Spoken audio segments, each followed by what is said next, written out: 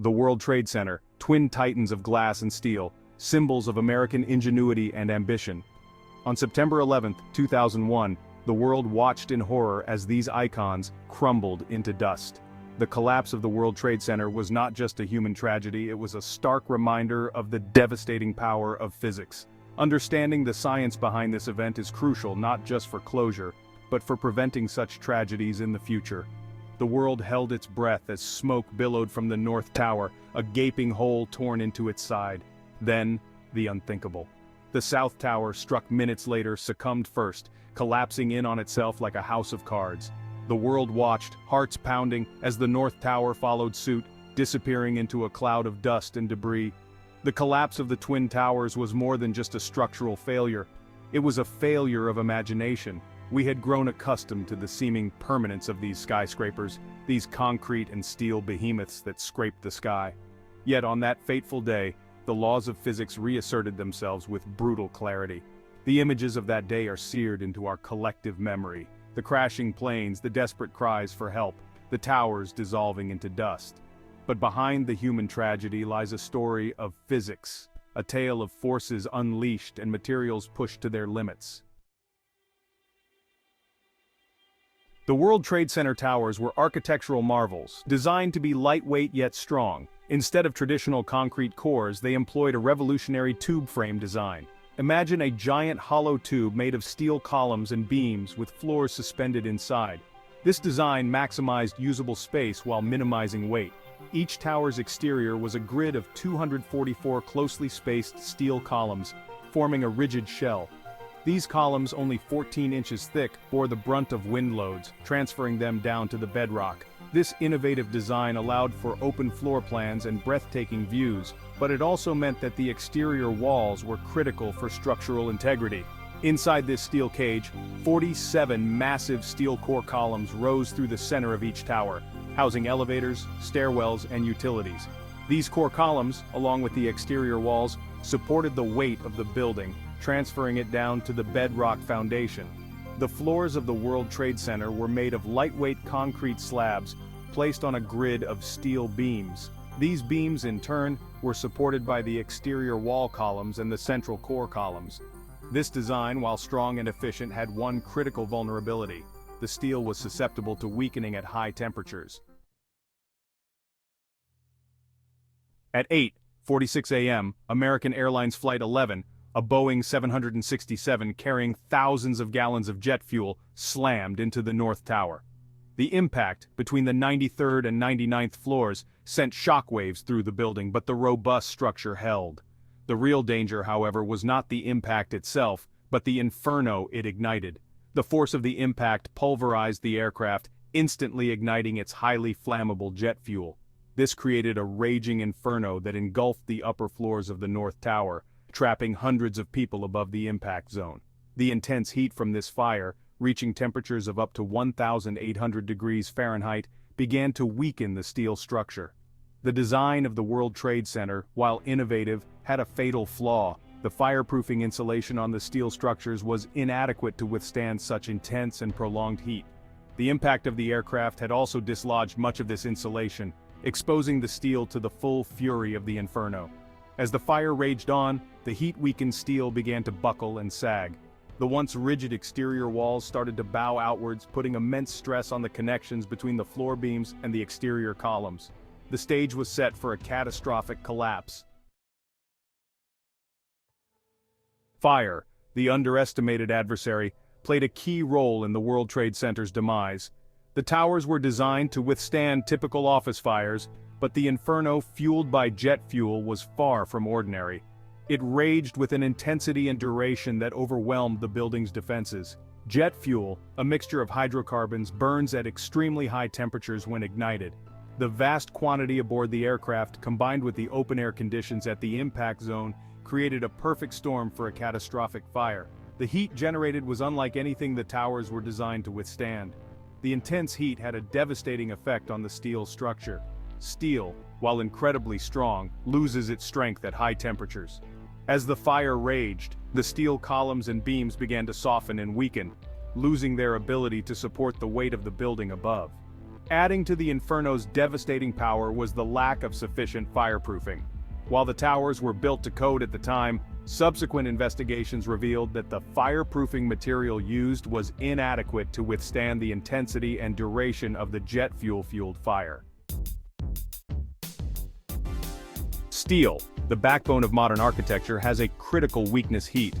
As temperatures rise, steel loses its strength and becomes more prone to deformation. This phenomenon, known as creep, played a crucial role in the collapse of the World Trade Center towers. Imagine a steel beam, strong and rigid at room temperature. Now, subjected to temperatures exceeding 1,000 degrees Fahrenheit. The beam begins to soften and sag, much like a candle left out in the sun. This is creep in action, the gradual deformation of a material under stress at high temperatures. In the World Trade Center towers, the intense heat from the jet fuel fires caused the steel columns and beams to creak. As the steel weakened, it lost its ability to support the weight of the floors above, putting immense stress on the connections holding the building together.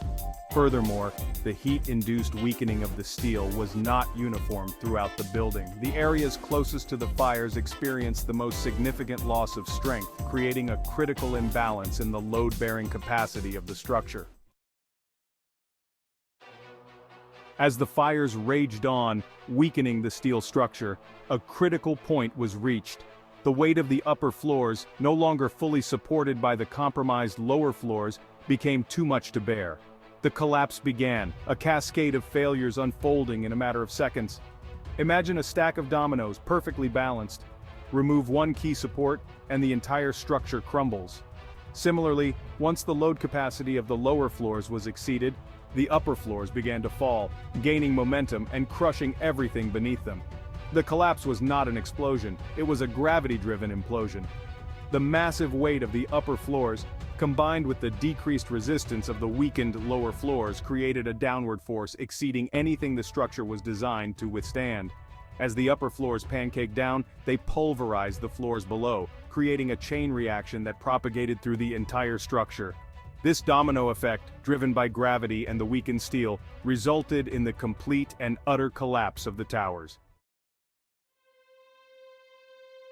The collapse of the World Trade Center towers unleashed a torrent of dust and debris, engulfing lower Manhattan in a thick, choking cloud. This massive dust plume, visible for miles, was a testament to the sheer volume of material that once comprised these colossal structures. The collapse pulverized concrete, shattered glass, and twisted steel into a massive cloud. This pulverized material, combined with the smoke and ash from the fires, created a dense cloud that spread rapidly through the surrounding streets. The dust and debris posed significant health hazards. First responders and survivors who inhaled the dust were at risk of developing respiratory problems. The dust also contained asbestos, a known carcinogen, further adding to the health concerns. The cleanup effort was monumental. Crews worked tirelessly for months to clear the rubble and debris, a somber reminder of the devastation wrought by the collapse. The dust cloud also left its mark, coating buildings and streets with a layer of fine particles. Beyond the rubble, lessons learned. The collapse of the World Trade Center was a tragedy of unprecedented scale, but it also served as a harsh wake-up call for the engineering and construction industries. The disaster exposed vulnerabilities in skyscraper design and highlighted the need for improved fireproofing materials, particularly in high-rise buildings. The tragedy prompted a thorough review and update of building codes and safety regulations worldwide. One of the key takeaways was the importance of redundancy in structural design. The World Trade Center towers, while structurally sound for their time, lacked sufficient backup systems to prevent a total collapse in the event of a catastrophic failure. Furthermore, the disaster highlighted the need for better emergency preparedness and evacuation procedures in high-rise buildings. The collapse of the towers happened so rapidly that many people were unable to evacuate in time. The future of skyscrapers: engineering for resilience. The collapse of the World Trade Center had a profound impact on the design and construction of skyscrapers. Architects and engineers are now acutely aware of the need to design buildings that are not only aesthetically pleasing, but also resilient to unforeseen events. One of the key areas of focus is the use of advanced materials. Researchers are developing new types of steel that are more resistant to heat and fire, as well as innovative fireproofing materials that can withstand higher temperatures for longer durations. Another area of innovation is the development of intelligent building systems. Sensors and monitoring devices can be integrated into a building structure to provide real-time information about its health and stability, allowing for early detection of potential problems. Furthermore, architects and engineers are incorporating redundant systems into building designs. These backup systems, such as additional fireproofing, structural supports, and evacuation routes, can help prevent a total collapse in the event of a catastrophic failure. Remembering 9/11s, a catalyst for change. The legacy of 9/11s extends far beyond the rubble of the World Trade Center. The tragedy spurred significant advancements in building codes, safety regulations, and emergency preparedness, not just in the United States but around the world. The International Code Council, which develops and updates building codes used in the US and many other countries, implemented major revisions in the wake of 9/11. These revisions focused on strengthening building structures, improving fire resistance, and enhancing evacuation procedures. The National Institute of Standards and Technology conducted a comprehensive investigation into the collapse of the World Trade Center towers. The findings of this investigation led to significant improvements in the understanding of structural fire engineering and informed the development of new building codes and standards. The events of 9/11 also highlighted the importance of international cooperation in addressing global threats such as terrorism. Countries around the world have strengthened their intelligence sharing and security measures to prevent similar attacks from occurring in the future. Conclusion: the enduring legacy. The collapse of the World Trade Center was a watershed moment in human history, a stark reminder of the destructive power of both human malice and the laws of physics. Yet from the ashes of tragedy emerged a renewed focus on safety, resilience, and the enduring power of the human spirit. The scientific community, challenged by the unprecedented nature of the event, rose to the occasion, conducting rigorous investigations and developing new technologies and design principles to prevent such tragedies from happening again. The collapse of the towers underscored the importance of continuous learning and adaptation in the face of evolving threats.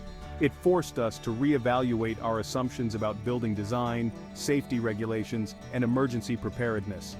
The legacy of 9/11 lives on, not just in the memorials and museums dedicated to the victims, but also in the countless lives saved and catastrophes averted, thanks to the lessons learned from that tragic day. The pursuit of safer, more resilient structures stands as a testament to the indomitable spirit of innovation and our collective determination to create a safer world.